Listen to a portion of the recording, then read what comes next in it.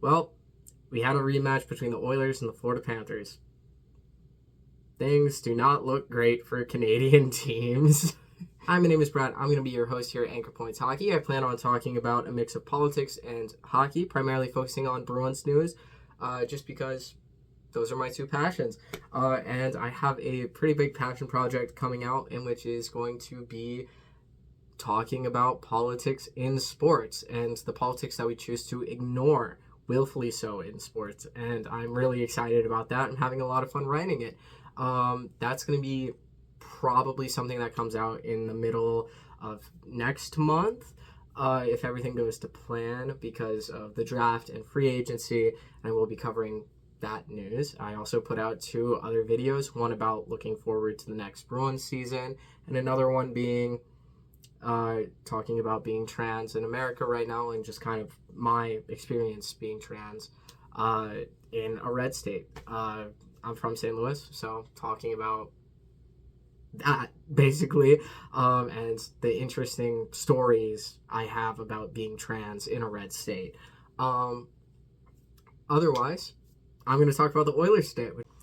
So, moving into game one, I'm going to be honest, I had watched pretty much the entire series for the Oilers, and I genuinely was like, where are these questions from Canadian hockey media coming from about us having bad defense? And going into the first game, I wasn't surprised that the Panthers scored. I expected the Panthers to score. I expected this to be a very tight series. In fact, I took notes planning on doing two videos about this, and instead decided to do one because it ended up not being Game 7. It was probably my bias of loving Connor McDavid and Leon Draisaitl, and also Trent Frederick. Familiar face for the black and gold there. But overall, I really thought the Oilers had the edge in this series. And the first game kind of showed what I meant with it. Like, I expected Oilers wins to be overtime, in which I believe were the only wins the Oilers got. And that kind of was the case. I'm looking at the stats, and basically like everything was leaning more towards the Oilers, if not a little bit more towards the Panthers in some areas. Had more shots on goal. The face-off percentage led towards the Panthers. And something you're going to notice about my hockey analysis is that probably because of Bergeron, and probably because I try to play center as a player, you're going to notice I talk about face-off percentage a lot. And the reason why is because it just kind of gives you a vibe of who's controlling the play for throughout the entire series. Face-off percentage is very close. Power play 100% benefited the Florida Panthers. They have an amazing power play. Edmonton has a great power play as well, but it's just not like they don't score on it 100% of the time, and you do kind of want that power play number to be up there, and it wasn't. Moving into game two, I also had the same vibe of like Edmonton's got this. Like, I really did. I felt like Edmonton played really well in the first like 3 games before they kind of just fell off. I will say this is something that I see with the Bruins, and also something that I see with the Oilers, in which is the D tends to fall back or clump together on the other side of the ice when you should be watching. This goal in particular, if you are watching number 2 for the Edmonton Oilers, in which is Evan Bouchard, you are going to see that he is overplaying number 15, which is Lundell, and that leads to a Marchand breakaway. You do not want to overplay the puck carrier there, especially when your center is on the other side of the ice, which is number 29, Leon Draisaitl. So that is more so a mistake on Bouchard, maybe a mistake on Draisaitl a little bit, but overall, that's something ideally you want to have. You do not want to overplay the puck carrier. You want to make sure that you do not allow for that breakaway, period. You can't let Brad Marchand have 2 breakaways in one game. And in my opinion, it does come back to Evan Bouchard, because he's on the ice for both of them. And I looked up his stats going into Game 6, because I was like, there's no way he has a plus in his plus-minus. He had a plus 10 throughout the entire playoff series. Moving into a disastrous Game 3 now. This game, just the Oilers collapsed. Like, I don't know what happened. The Oilers just let the Panthers get under their skin. Like, that's just what it was. The face-off percentage favors the Oilers. The shots on goal favors the Oilers. The power play percentage favors the Panthers because the Oilers had 85 penalty minutes. Like, this game was crazy. Oilers just decided to engage the Panthers every opportunity they make. I personally think Evander Kane was a little bit to blame for it because he's been around for a little bit longer than everyone else.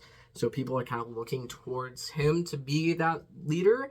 And him taking that penalty in the first period was not a good decision on his part. And he kind of started the parade to the penalty box that was this entire game. Watching the third was genuinely painful because, like, I don't have good feelings towards Sam Bennett. Like, I don't like the guy. But, I get getting a penalty to, like, mess with him like Frederick did. I understand it because, I'm going to be honest, I still don't forgive him for concussing Marchand last year. I don't like the guy. Like, going after him is probably not a very smart thing to do because it just lets the Panthers get what they want, and which is to get under your skin. And you can't let them do that.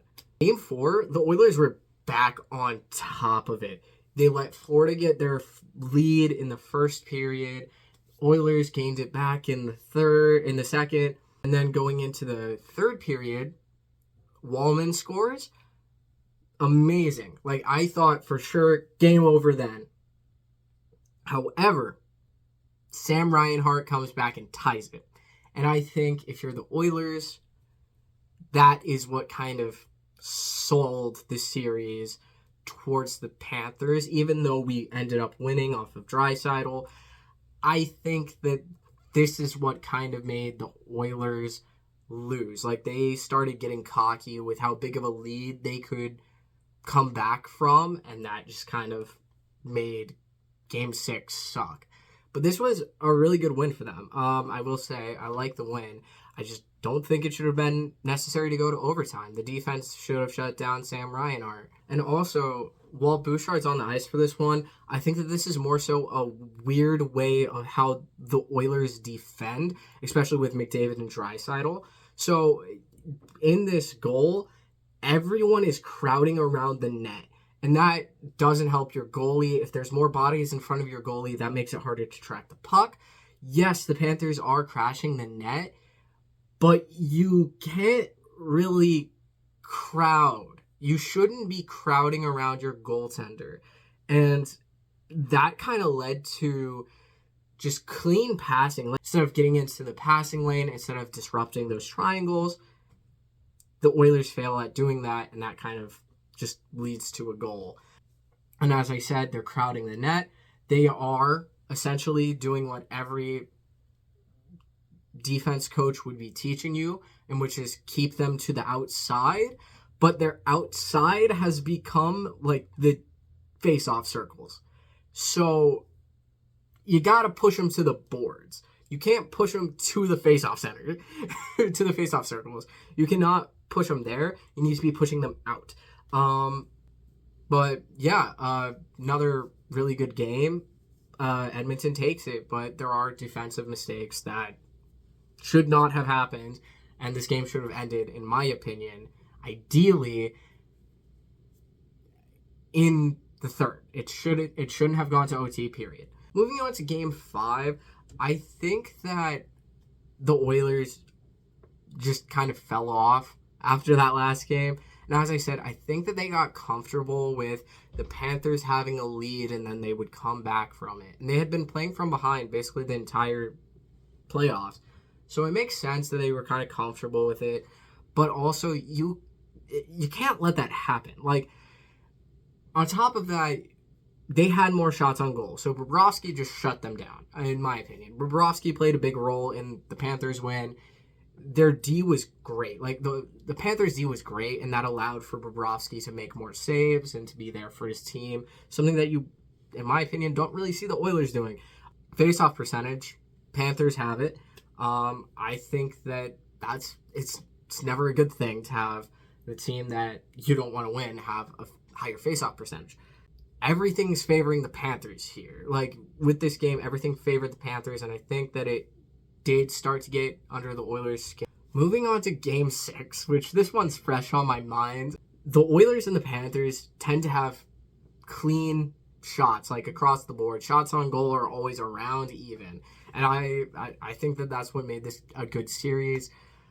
But the Oilers just kind of stopped defending. Like, I'm going to be honest, when I heard that, like, earlier in the day that there was a debate over practice ice time, I just went, the Panthers won this series over the series. They just needed a break from the Panthers, and the Panthers didn't really allow that. And man, do I hate the Panthers, but man, am I glad Brad Marchand got that cup.